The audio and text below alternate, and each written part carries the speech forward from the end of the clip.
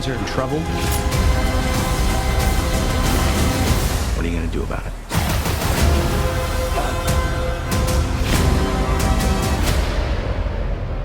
You don't want any part of this. Okay, so I want to start by asking, as a big comic book fan, I love how the movie doubles down on the classic Parker luck. So I was wondering, was it important to you to include that bad luck situations for Peter Parker? Yeah, I mean, that's such an intrinsic part of who Peter Parker is. Like, you know, as soon as things are starting to go his way, you know that something bad is going to happen. So, you know, I feel bad doing it to him, but you know, that's just the life of Spider-Man.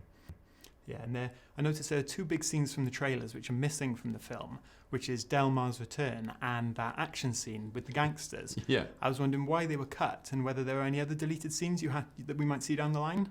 Yeah, both of those scenes are actually the part of the same montage, which is Peter's to-do list. It's all the things he has to do before he goes on the trip, which are going to Delmar's to get a dual headphone adapter and one of those travel plugs, European travel plugs. He has to go to a pawn shop to sell his Star Wars toys to get money for the trip. He has to pick up his passport, and he has to take down this giant crime syndicate. So that's just the to-do list for someone like him. But that will be its own little short film that we're gonna put on the Blu-ray and digital release. Yeah. Oh, and then there are a couple other. There's some good deleted scenes. Nothing you missed too much though, or No. It was one of those things where it was a really fun scene, but it didn't really move the story forward, and we basically just wanted to get the kids to Europe as quickly as possible. Yeah, and I noticed again there was no Karen this time around, or Suit Lady. Yeah.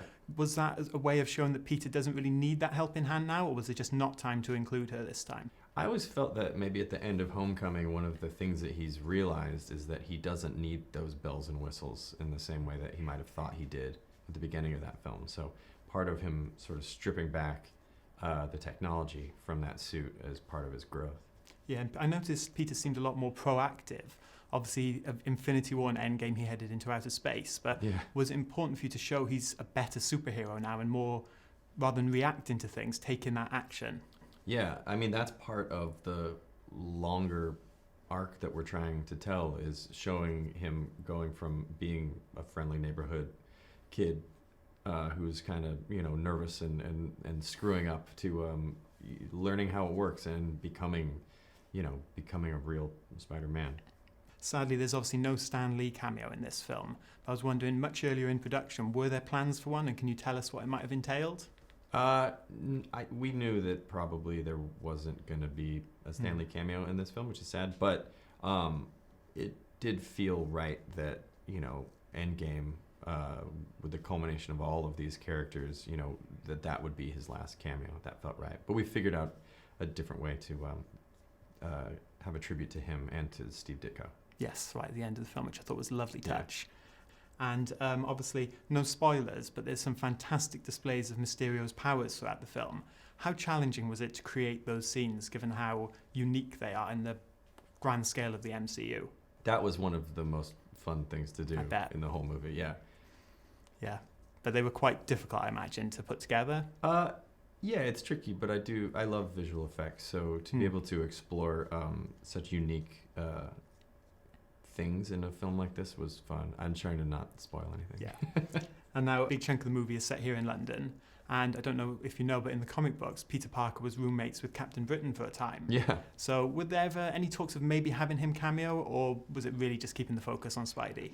We talked about ways to, like, if we could have come up with a clever way of incorporating Captain Britain, I think we would have, but there was never really anything that stood out and didn't just seem like a shoehorned in reference. Absolutely. And before the movie was released, I'm not sure if you know, but there were some audition tapes that surfaced that people seem to think were for Gwen Stacy. Really?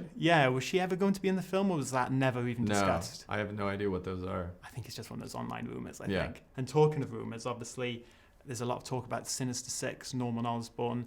Again, something you thought about including in the film, or not really?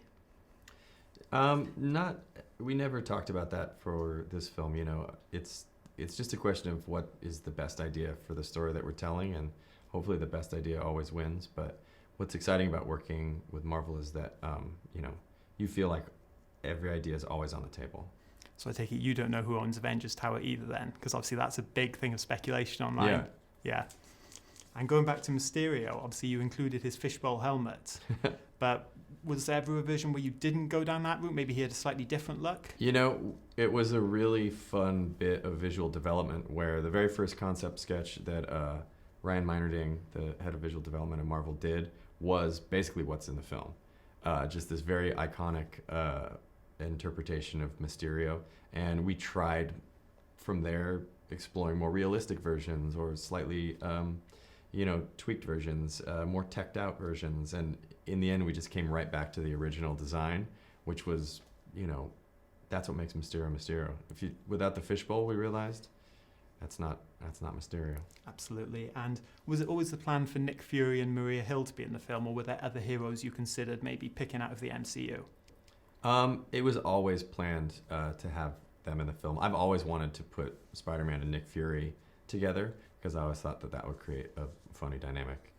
Absolutely. And obviously I'm sure you knew about the Avengers Endgame ending a long, long time ago. Yeah. So as that movie changed and took shape, did you find yourself having to make any changes to Far From Home? No, actually. I know that things did shift around while they were shooting and editing those films, but they always knew how it was going to end. And so I always knew where we were going to start. So that, fortunately, stayed pretty consistent for us. And was it always the plan to put the focus on Peter's relationship with Iron Man rather than touching on the impact, say, Captain America's apparent death has had on the world? Was it always going to be Iron Man, or did you think about touching on those other heroes as well? There was some discussion, but, you're trying to tell Peter's story, and Tony was such a big part of Peter's life that made sense as the most important part. Yeah, now Kevin Feige said this week actually he thinks it's likely we'll see a Spider-Man Venom crossover. As the director of these Spider-Man films, do you think that could really work, having those two characters meet? Because they feel like very, very different franchises. You know what? Someone else asked me that, and I found Venom to be so funny, and I thought Tom Hardy was so great that I don't know that they are so different. I think you put those two Toms together and you're going to see something pretty special. And I have to ask, have you had any discussions at all about the next film, or are you still just focusing on this one? It's not done for me until it's actually out in the theaters, and I really just try to focus on one movie at a time. So you have to ask me July 3rd. And of course, there's been a lot of talk about the film making as much as $1 billion, which would be the first Spider-Man movie to do. How does that make you feel as a filmmaker? That sort of, not necessarily pressure of it making that money, but just the fact it potentially could. If you just think of that as representative of that people really like the movie, then it feels pretty great to make something that people want to see. And what was it like for you handing obviously Spider-Man was introduced in Civil War, but handing him back to that Avengers franchise, did you play a role at all in how he was handled there, or was it just a case of waiting to get your hands back on him in Far From Home? Well, it's funny how the things you do in one film affect what happens in the other film, and someone was pointing out how important that final hug is between Tony and Peter when he comes back. Yeah. And the idea of the Stark Scholarship and all of that, those were all ideas that came from Homecoming that then got incorporated into Endgame and Infinity War. The fact that Tony almost accidentally hugs Peter at the beginning of Homecoming then became sort of their final moment together in Endgame, and you are a little scared. It's like, you can take him, but don't break him, Russo's. And then they turn him to dust, and then you get stressed out. But hopefully they return him in mid-condition. And finally, obviously Peter wears a lot of different suits in the film, which is something as a comic book fan I really appreciate. But what made you go with the red and black colour scheme rather than sticking with red and blue? I think, to me it was always about Peter designing his own suit in that moment and incorporating things that he's either needs or liked along the way. And I always felt like in the back of his head, he thought that black suit looked pretty cool. Yeah. And so I wanted to incorporate a little bit more of that into the suit that he designs, versus the red and blue that he got from Tony. Awesome. Well, thank you so much for taking the time to thank chat. you. The film is literally spectacular, so thank you. Awesome. I'm so glad you like it. Are you going to step up or not?